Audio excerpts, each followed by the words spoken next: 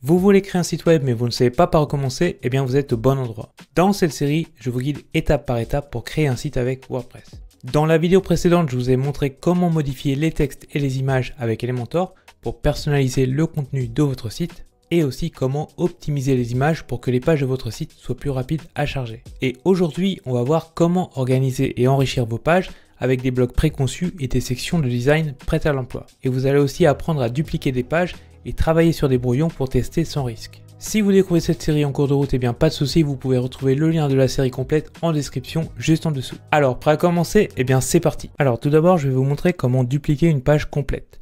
Donc ça c'est très utile si vous souhaitez créer une nouvelle page en partant d'une page existante, comme celle-ci, ou bien si vous voulez tester un changement sans risquer de casser la page originale. Donc pour ça on va revenir sur le tableau de bord, donc je vais cliquer ici et sortir vers WordPress. Et on va installer un nouveau plugin gratuit pour dupliquer les pages facilement. Donc pour ça on va aller dans extensions, ajouter une extension, et on va rechercher Duplicate Page. Donc c'est cette extension, on va cliquer sur Installer maintenant et activer.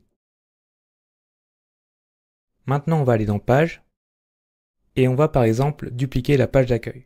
Donc je place la souris ici et je vais cliquer sur Dupliquer cela. Et là on peut voir qu'on a une copie de la page d'accueil, alors par contre qui n'est pas publiée, donc ça c'est bien. Et on peut aussi modifier le titre, donc là on va cliquer sur Modification rapide et on va simplement taper Copie. On met à jour et on va ouvrir cette page avec Elementor.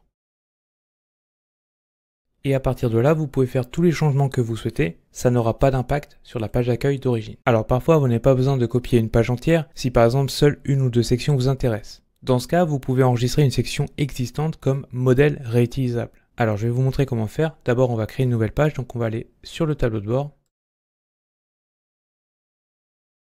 On va dans Page, Ajouter une page. On va saisir un titre, par exemple événement. On va cliquer sur Publier. On va revenir vers le tableau de bord et on va ouvrir la page d'accueil avec Elementor. Donc par exemple, si je souhaite réutiliser cette section, donc là je peux faire un clic droit au niveau de la structure, donc ici, ou bien ici directement, un clic droit et là je vais cliquer sur Enregistrer comme. Donc là on va laisser cocher modèle de site et on va lui donner un nom, par exemple hook, et on va enregistrer. Voilà, c'est fait. Maintenant, on va fermer cette fenêtre et on va aller sur la nouvelle page.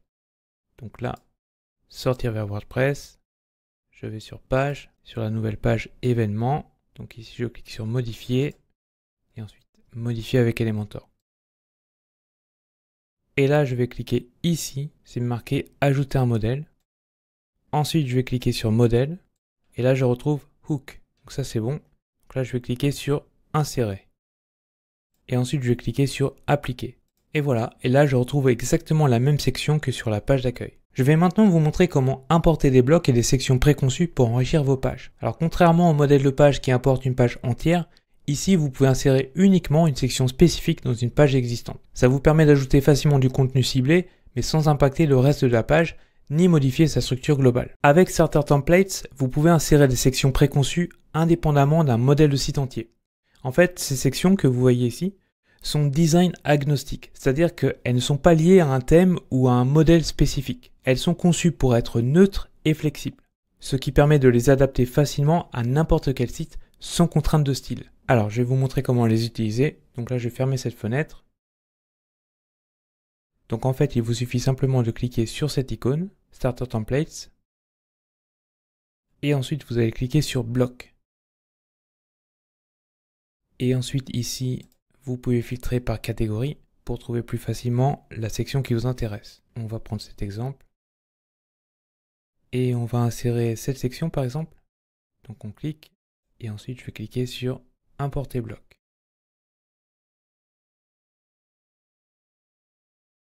Et voilà. On va maintenant explorer l'interface d'Elementor. Alors à droite, on retrouve la structure de la page qui permet de visualiser rapidement l'organisation des éléments. C'est vraiment une vue d'ensemble très pratique. Et à gauche, on a le panneau Elementor avec tous les widgets. Alors ces widgets peuvent être classés en deux grandes catégories. D'abord, on a ceux qui servent à créer le contenu, donc par exemple titre, image, éditeur de texte, vidéo, bouton, etc.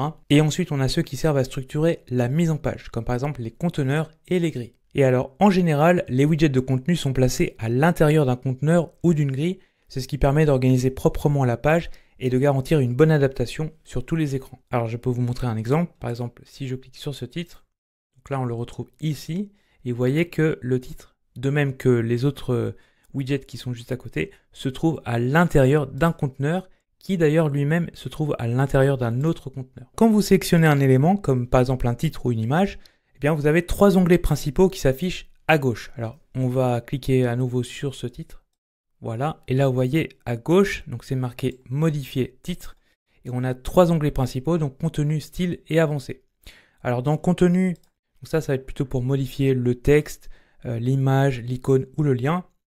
Ensuite dans style, ça va être pour changer les couleurs, la typographie, les ombres, les bordures. Et ensuite dans avancé, donc ça c'est plus pour gérer les marges internes, les marges externes, les animations ou encore les réglages responsifs. Alors ensuite si je clique sur un conteneur, eh bien vous voyez que les conteneurs disposent eux aussi de ces 3 onglets, mais avec des options un peu différentes. Donc d'abord on a mise en page, alors ça c'est pour définir la structure, la largeur, l'alignement, etc.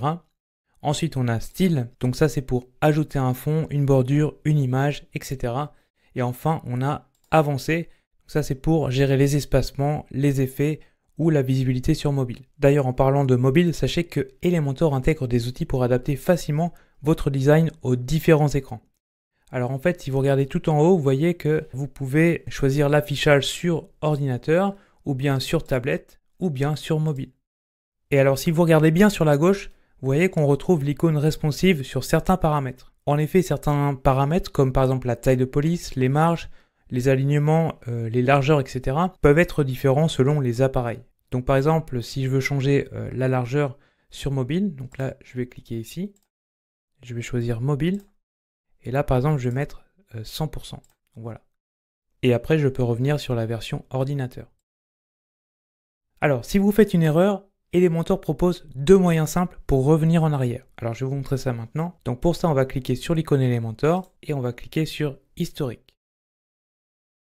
Et là, on trouve l'historique des actions et l'historique des révisions automatiques. Pour l'historique des actions, je vais vous montrer comment ça fonctionne. C'est très simple. Donc on va par exemple faire un changement sur le titre. Donc là, on va mettre par exemple test. Voilà. Et on va cliquer sur publier. On revient sur l'historique des actions. Donc là, on voit que le titre a été modifié. Et donc, si je veux revenir en arrière, on va cliquer ici, juste l'action d'avant. Et là, on retrouve la version du titre qu'on avait juste avant de faire la modification. Donc maintenant, on va aller sur l'onglet Révision. Et là, on peut trouver de nombreuses versions de la page enregistrées automatiquement. Donc si par exemple, j'ai fait une erreur sur cette page, et bien dans ce cas-là, si je sais que par exemple, il y a 3 jours, ça fonctionnait parfaitement, et bien dans ce cas-là, je peux cliquer directement sur cette version. Donc je vais cliquer ici pour restaurer cette version par exemple. Donc vous voyez que l'historique c'est vraiment un outil très pratique en cas d'erreur. Cependant, je vous conseille vivement de penser à enregistrer régulièrement pour éviter de perdre vos modifications en cas de souci. Donc pour ça vous avez 2 options, soit vous cliquez sur enregistrer le brouillon, soit vous cliquez directement sur publier. Si vous voulez aller plus loin avec Elementor, voici quelques ressources utiles que vous pourrez retrouver dans la description de cette vidéo. Tout d'abord sur le site d'Elementor vous avez le centre d'aide. Malheureusement il n'y a pas de version officielle en français, mais vous pouvez utiliser Google Translate, ça fonctionne très bien. Et voici la version en français. Dans le centre d'aide, je vous conseille de jeter un petit coup d'œil sur les sections Commencer et Académie Elementor. Et vous avez aussi le blog officiel d'Elementor. Alors là, vous avez une version en français, mais je vous conseille quand même de rester sur la version anglaise et de traduire les articles avec Google Translate. Parce que en fait, j'ai l'impression que sur la version française, on n'a pas tous les articles. Alors que si vous restez sur la version anglaise, eh bien là, vous êtes sûr d'avoir tous les articles. Ensuite, je vous conseille vraiment d'apprendre les fondamentaux du web design. Alors pour ça, vous avez 3 articles intéressants. D'abord sur le site d'Elementor, 20 principes de design de site web que tout professionnel du web devrait connaître. Ensuite, vous avez 2 articles sur le site d'Hostinger, un article sur les meilleures pratiques de conception web pour attirer plus de visiteurs sur votre site web en 2025 et un autre article sur qu'est-ce qui fait un bon site web. 15 caractéristiques pour se démarquer du design à l'expérience utilisateur. Aujourd'hui, on a vu comment dupliquer une page complète, comment copier des sections existantes pour garder une cohérence visuelle, comment ajouter des blocs et des sections préconçues avec Starter Templates et Elementor, et comment mieux utiliser l'interface d'Elementor pour organiser et modifier votre contenu facilement. Si cette vidéo vous a aidé, pensez à liker, ça m'encourage vraiment à créer plus de contenu comme celui-ci. Et n'oubliez pas de consulter la description, vous y trouverez des ressources utiles ainsi qu'un lien pour rejoindre ma liste email. Et en bonus, vous recevrez gratuitement mon guide pour bien démarrer avec WordPress, ainsi que des astuces exclusives et des invitations à mes lives privés. Félicitations, vous avez terminé cette série. Si vous avez envie d'aller encore plus loin, je prépare d'autres vidéos pour vous aider à développer votre site. Alors abonnez-vous pour ne rien manquer et à bientôt dans une prochaine vidéo.